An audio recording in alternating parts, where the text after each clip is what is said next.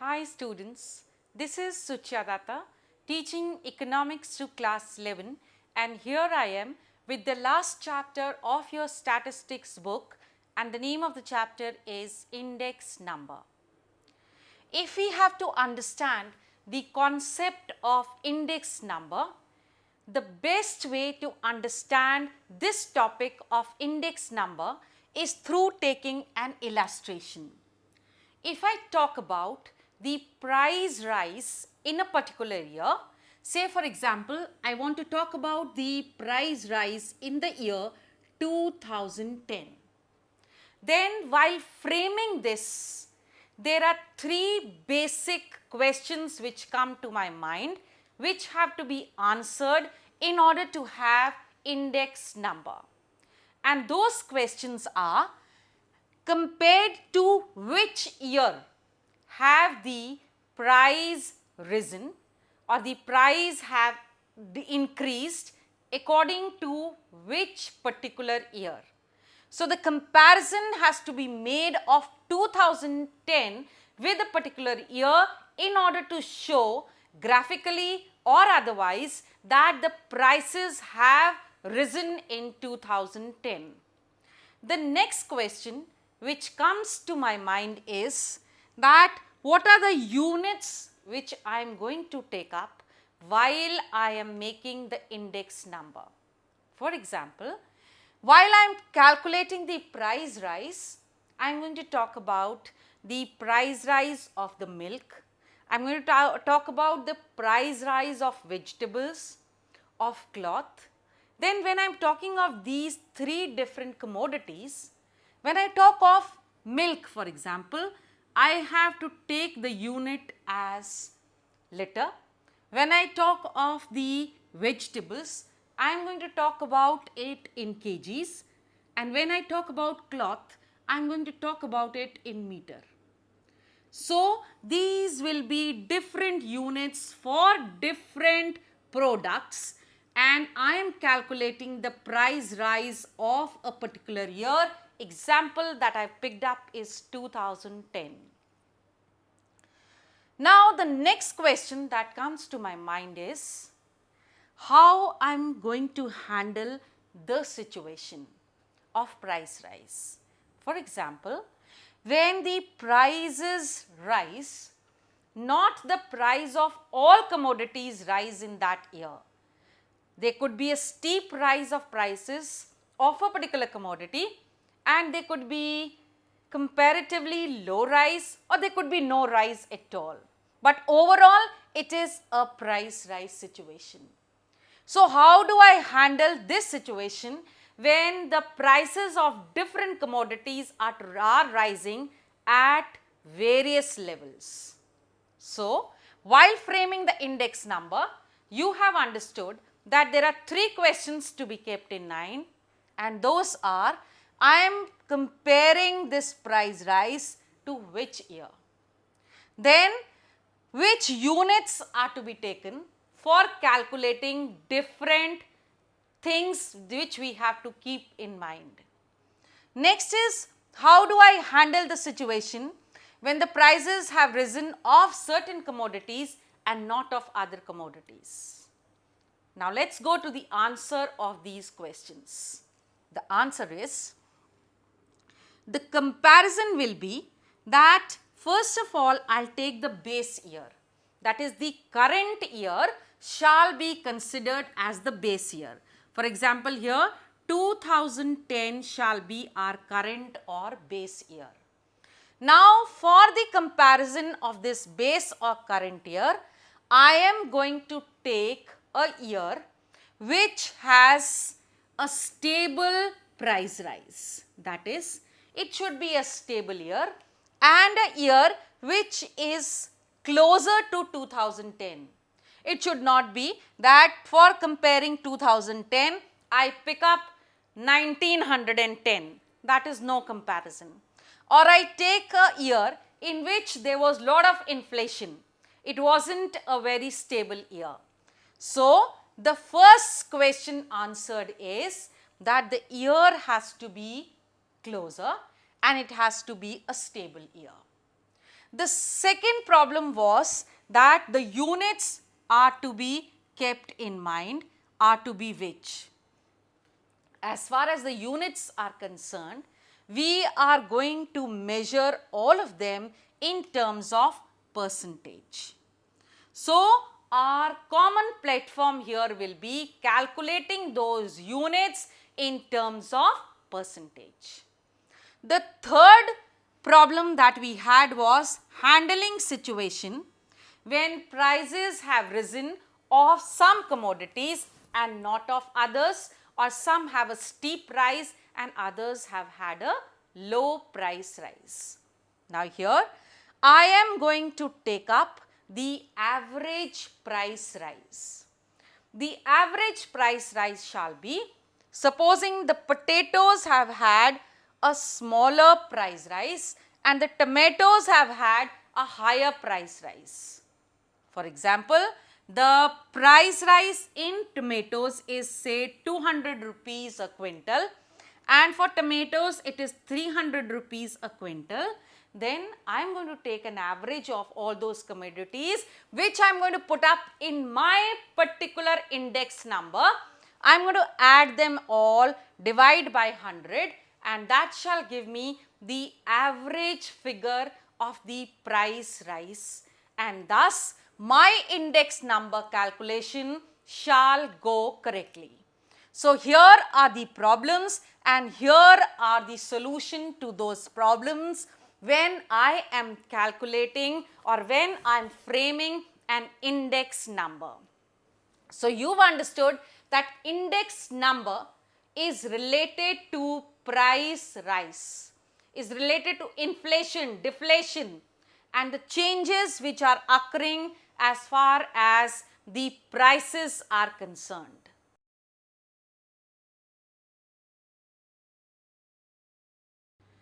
In the previous clipping, we understood as to what is an index number.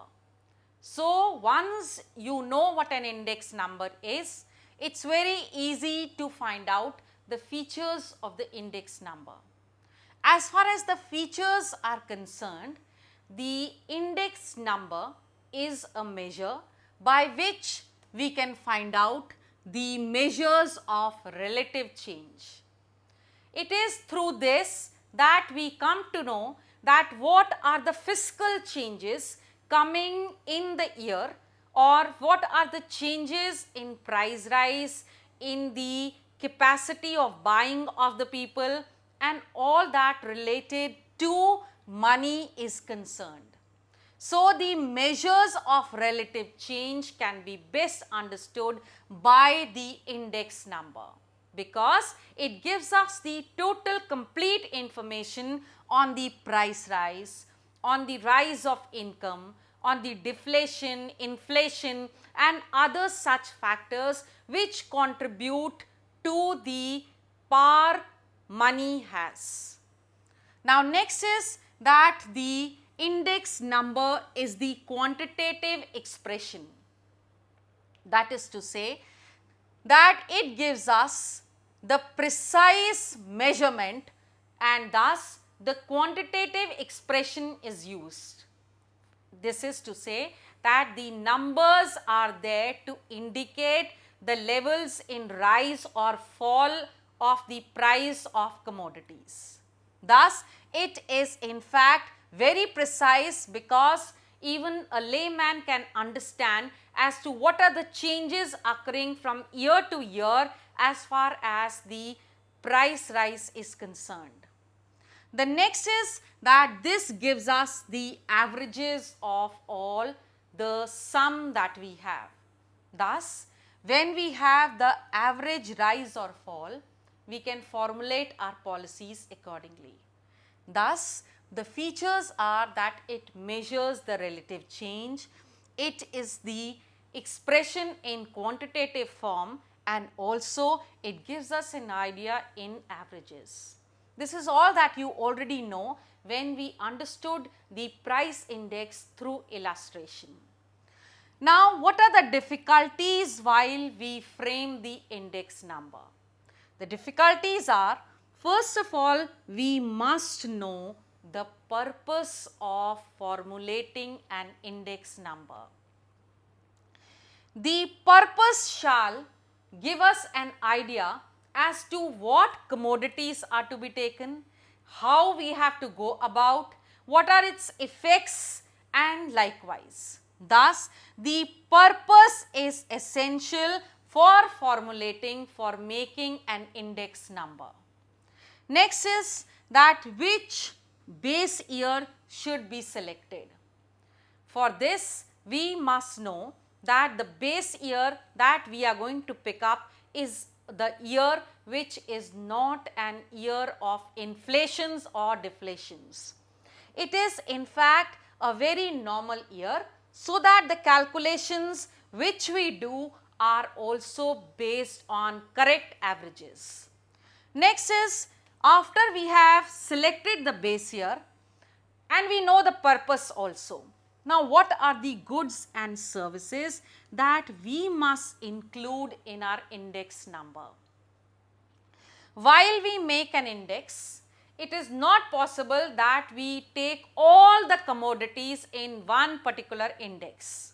For example, if the purpose of finding out the sale in price or sale of cars is concerned, then the goods and services which I will have to pick up is the makes of the various cars and the rise or fall in the sales of their cars. Now, this is to be calculated and we have to pick up a base year. For example, it should not be an year when there was an economic hit, thus the prices and also the sale of the cars must have been hit. So, the purpose, selection and goods and services are all interrelated and are the difficulty levels of framing an index number. Next is to find out the averages. It is very easy to say that you pick up the commodities of different items which are there and then you make an average to it, but when the units are different, when we calculate the averages, it is not that easy a job and we have to find this through different methods. The methods could be the last pair method, the Fisher method and thus so on. Next is weighting. Now, the weighting which has to be given to the commodities is another big problem. Should the weightage be given to the commodities or not at all? And if weightage is given, should the weightage be according to the money or should the weightage be according to the commodity weight? For example, if I have to talk about the sale of say cars only, I pick up again, then supposing 1000 cars were sold in 15 days and this is the weighted number that I have picked up as far as the sale is concerned. But if I have to pick up in terms of money, then I will have to see what is the number which is coming of the sale of this car, that is the money which has been spent. Supposing these 1000 cars were all the low medium cars, or in that particular year all the high end cars were sold. So, the 1000 cars shall remain the same, but the money which they have been used by the people, that is the money they have spent on buying these cars, are very different. So, the weighting will be very different. It could be 1000 cars, but supposing 1000 Mercedes was sold or 1000 Maruti 800s were sold, the number remains the same, but the money spent is very different. So, when I am doing the weighting, should I take the number or should I take the money spent is a big question. Next is what formula should be applied. Every purpose has a different formula.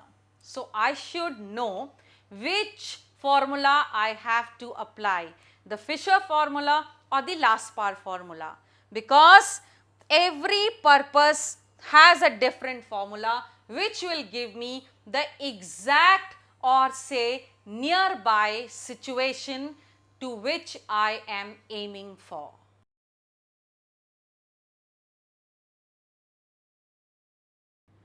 Now let's try and understand the advantages of the index number. As far as the advantages are concerned, it gives us a complete knowledge of the change of the value of money. For example, you must have heard your grandparents say that in their time, rupees 500 as a salary was a very big amount. But today, there are people who draw 5 lakh rupees as salary and still they feel it is insufficient. Thus, this change in the value of money can be completely understood by the index number. Next is the knowledge about the standard of living. Now here, when people start getting higher salaries, it does not mean that it increases the standard of living of the people.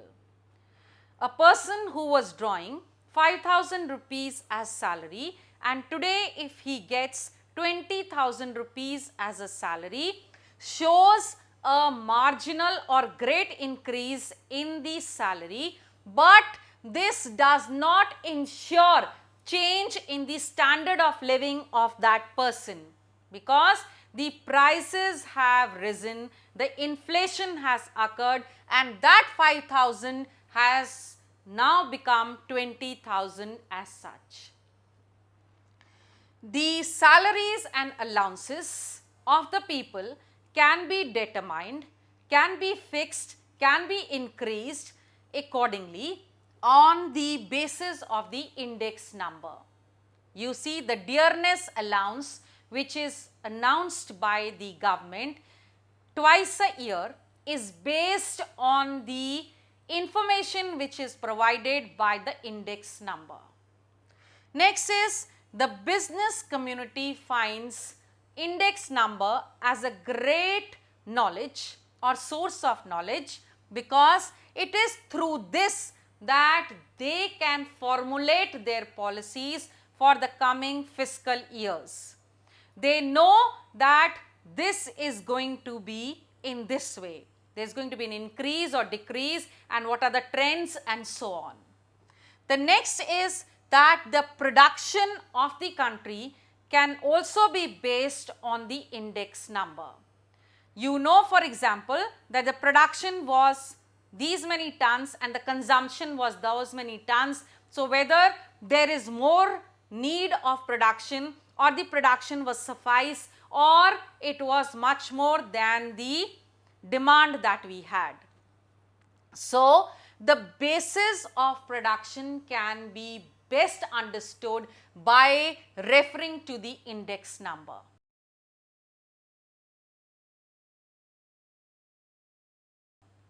Next is the foreign trade knowledge can also be derived by the index number, because international comparisons are also made by these index numbers.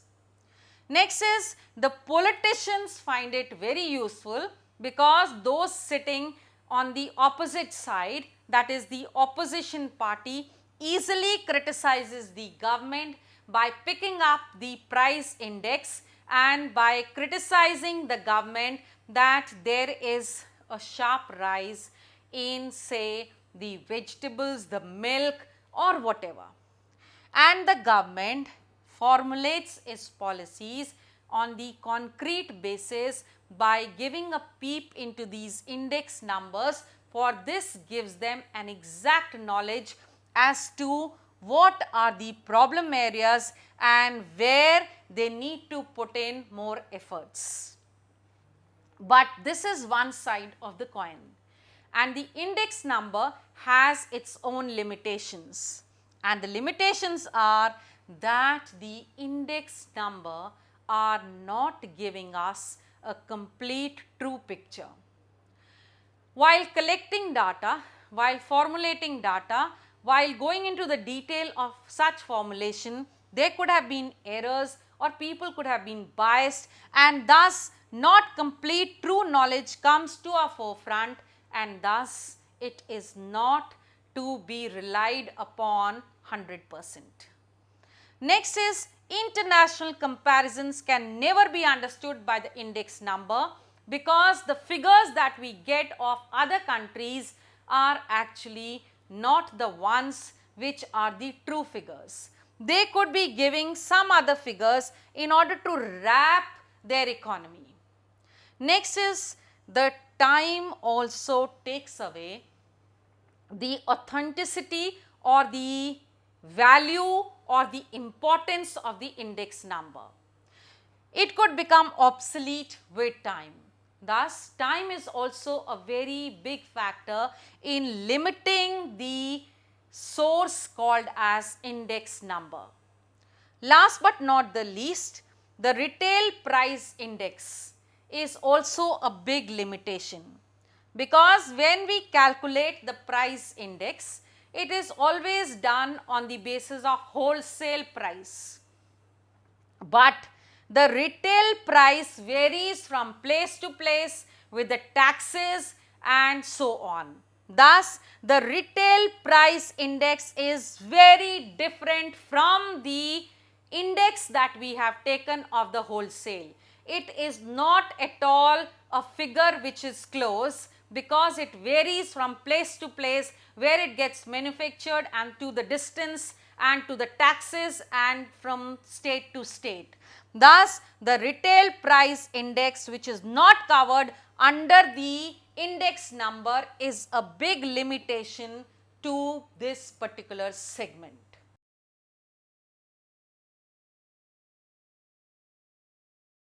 Now, we will try and understand the types of index number. As far as the types of index number are concerned, there are two types.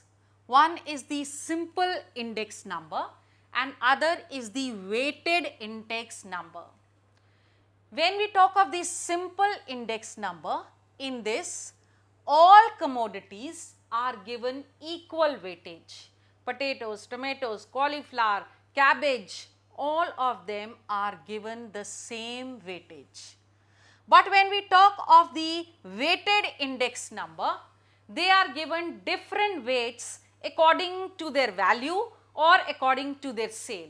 So, that is the basic difference between a simple index number and a weighted index number. This can be understood in a more clearer way when we pick up an illustration.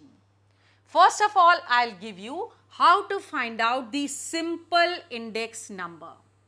When the simple index number has to be found, you shall be given the commodities, you shall be given the value of the commodities of the base year and also the value of the commodities to which we shall make the comparison.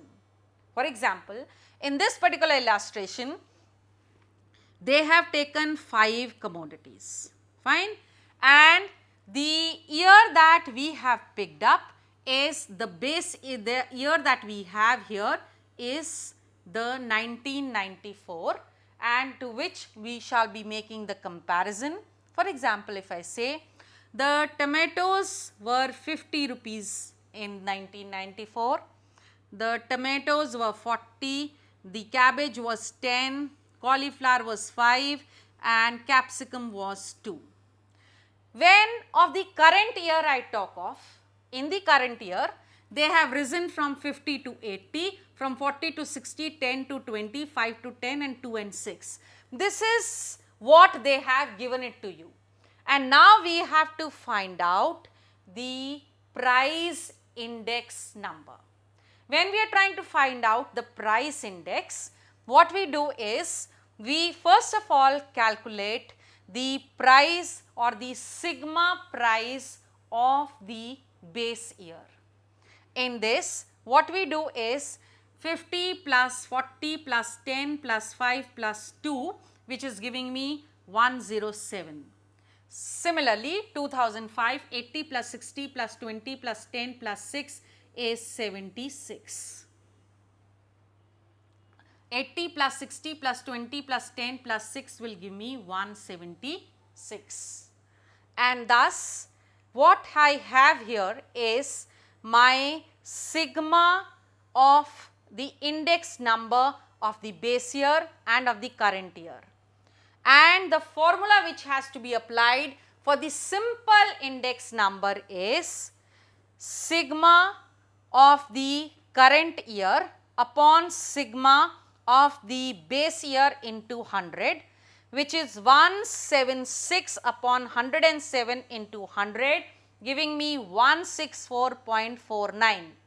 Now once again try and understand, this was a simple index number in which to all the facts which were given about the price of the commodities, we have given them equal weightage and we have tried to judge it by the current year and the base year, okay, the year that we have picked up for comparison.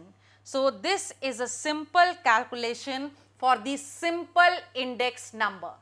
Now I shall be telling you in the next clipping how we find out the weighted index number, in which we shall be giving weightage to different commodities in a different manner. That was the weighted index number that we are going to see in this clipping.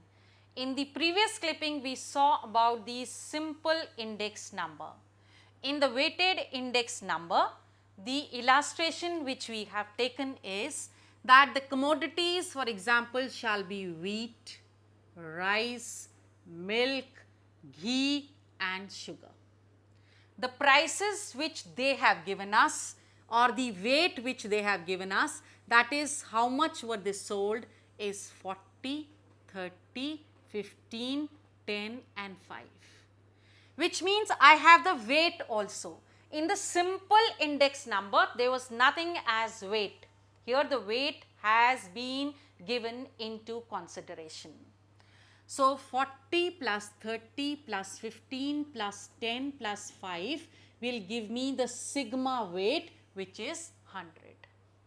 The next is the prices have been given of 1994. Of 1994, now what we have seen is that wheat was sold at 100 rupees a quintal, say rice at 200 rupees a quintal, milk was sold at 2 rupees a liter and ghee at 8 rupees a kg and sugar 1 rupee kg. This was in 1994. In 2004, now the price rise has been now the price of the wheat has become 200 rupees a quintal, rice 800 rupees a quintal and milk has become 16 rupees a liter and ghee 40 rupees kg and sugar 6 rupees kg. This is the difference which has occurred in various commodities price rise. This is what they have given it to you. Now here I shall find out now the price relative. The first thing that we have to find out, it will be the price relative. To find out the price relative R, we will take this formula into consideration, that is P1 upon PO into 100. That is the base year and the current year multiplied by 100. For this, when we do this, we get 200, 400, 800, 500 and 600. After we have found the price relative, we will find out the price relative weightage. So, whatever is the price relative, we are going to multiply it by the weight that we have. That is 200 into 40 will give me 8,000. 400 into 30 will give me 12,000. 800 by 15 shall give me 12,000 and 500 into 10 will give me 5,000 and 600 into 5 shall give me 3,000. Now when I have done this, I will be able to calculate the sigma price relative weightage. that is 8,000 plus 12,000 plus 12,000 plus 5,000 plus 3,000, sigma price weightage will be 40,000. So, the formula which has to be calculated will be the price index is equal to sigma RW upon sigma W, that is the price weightage upon the price weight, which is 40,000 and the weight is 100. 40,000 upon 100, which is 400. So, the basic difference that you have found in both the methods, whether it is the simple method or the weighted method of index, is that in this one the weight has been given importance of various commodities and thus the related price weight has come accordingly. Whereas in the other one there was nothing as column weight and all of them were given similar weightage.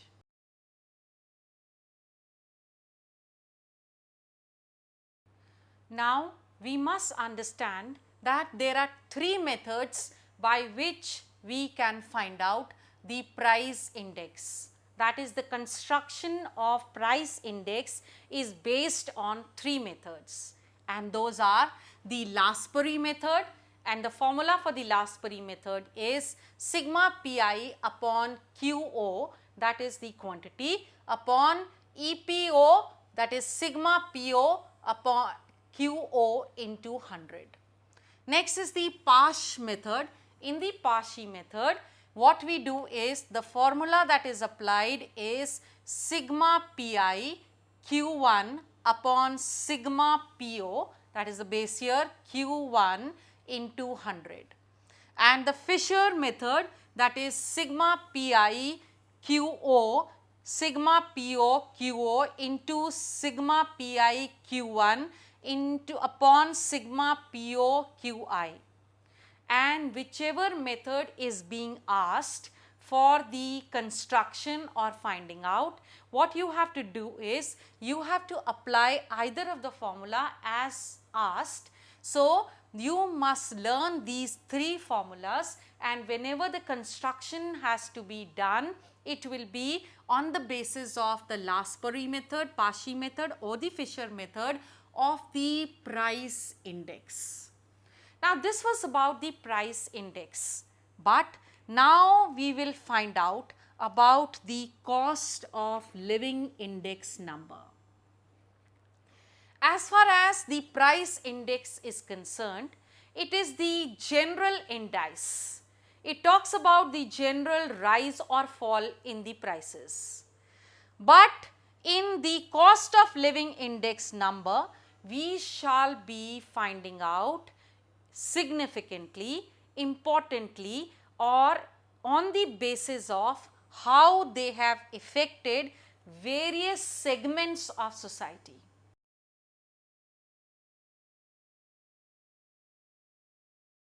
Thus, the price rise could have had no effect on a particular segment, could have had a very high effect on a particular segment or a marginal effect.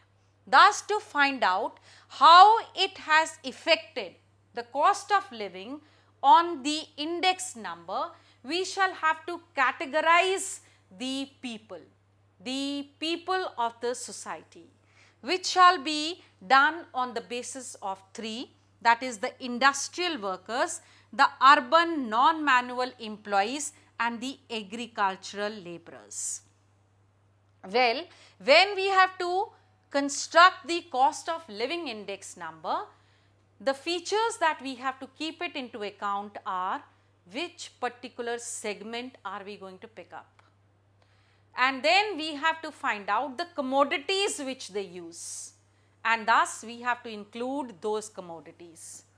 Further that, then we talk of the base year, then we talk of the current year prices. We must be well aware of what the prices are and then giving weightage to it. Now, for example, I shall tell you, supposing I talk of Out of 3, let me pick up the agricultural laborers. If I talk of the agricultural laborers and I have to find out or I have to construct the cost of living index number of the agricultural laborers, I have first of all picked up my segment. Now next what I have to do is the commodities which have to be kept in mind. Now I should not be taking up cars, refrigerators or say air conditioners. What I shall be picking up the basic necessities of life. It could be the construction of house, it could be the eatables, it could be the clothes. Thus, my commodities shall include their basic necessities. Then I pick up the base year, a year which did not show much inflation or deflation, and then I must find out from various sources the prices of those commodities at the current year. After that, I must give weightage to what commodities are. For example, if I talk of eatables, then they are going to be much more. When I talk about clothes, the weight is not going to be that much. When I talk about the construction of house, it could be very meager because they could be hardly spending on the construction of their house and could be living as they are. Thus, in the cost of living index number, what we have to do is we have to find out our segment of society, their needs, commodities and the base year, followed by the prices of the current year and the weightage which has to be given.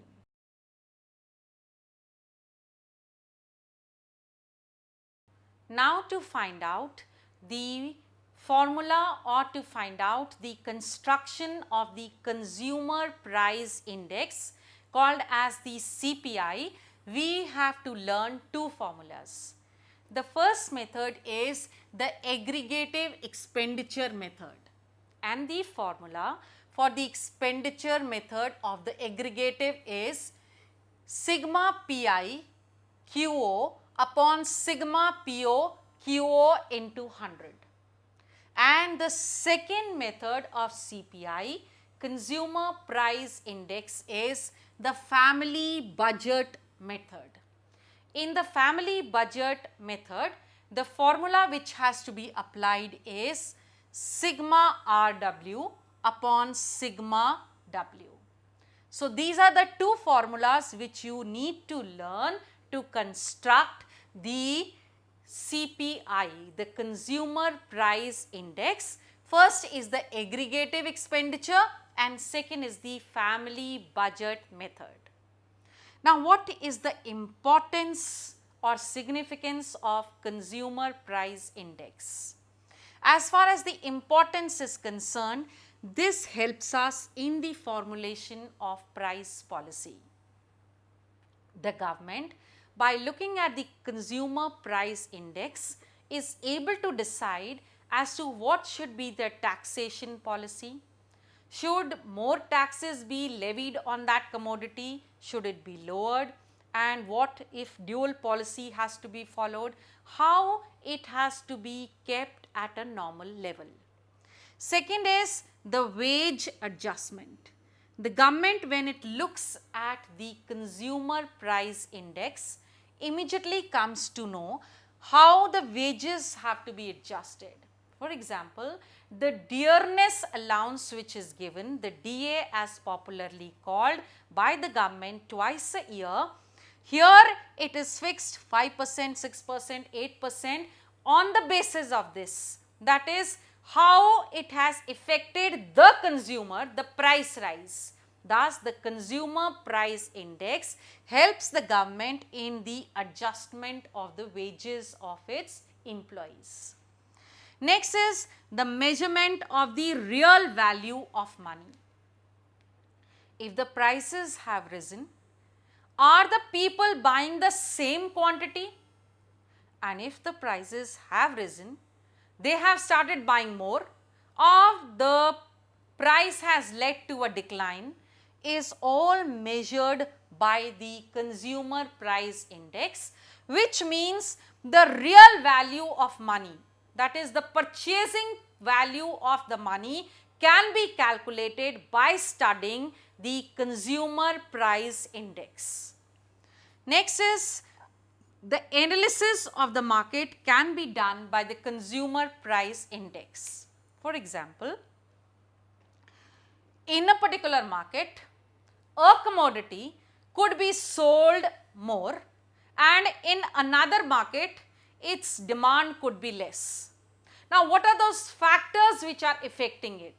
The rise or fall of the demand, and thus the analysis of the market, when it is done on the basis of the demand which has been created, helps the government in formulating its policies, because the analysis of the market gives us a clear idea as to why the purchasing power of the people has increased or decreased over the year.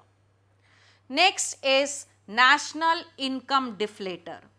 The price index number is in fact the national income deflator, that is in the national income. It is the consumer price index which gives us the real value of our national income. Thus, it is the national income deflator.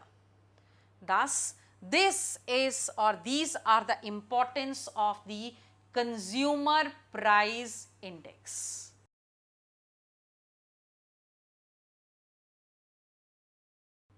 The next is wholesale price index. Wholesale price index, as the name suggests, is in fact the change in the price of the wholesale, that is of the commodities sold at wholesale prices, and this calculation is done on the weekly basis. So, in a nutshell, wholesale price index is an index which tells us about the change in the prices which have occurred of the commodities at the wholesale price calculated weekly. Next is, what are the uses of the wholesale price index? The uses or importance of the wholesale price index is, it helps us in forecasting demand and supply. If we have the knowledge of the wholesale price index, we will immediately know how much was the demand and how much was the supply. Did it exceed the demand or was it less than the demand, thus giving us a fair knowledge of the theory of demand and supply. Next is the estimation of the monetary value and the real value can be calculated by taking into account the wholesale price index. And when we have to calculate the monetary value, it shall be calculated on the basis of the current year, whereas the real value will be calculated on the base year. Next is, it is an indicator of the rate of inflation. We immediately come to know as to how much have the prices increased of the commodities. Now, what is inflation? Inflation is the average rise in the increase of prices. And when we have to find out the rate of inflation, the formula which we shall apply will be, as it is done on weekly basis, it shall be week 2 minus week 1 upon week 1 into 100. So, inflation is the rise in the price of the commodities on the basis of week, and the formula is A2 minus A1 upon A1 into 100. For example, in the year or the week A2 that we had, it was 250 and 200 upon A1, that is 200. That is now the second week, that the present week that we are calculating, the prices are 250. In the previous week it was 200. So, 250 minus 200 upon the previous week 200 multiplied by 100, which gives me 25%. So, I immediately come to know that the rate of inflation in this week has been 25%. So, inflation, that is the rise in the prices of the commodities, is calculated by the rate of inflation, which is week 2 minus week 1 upon week 1 into 100.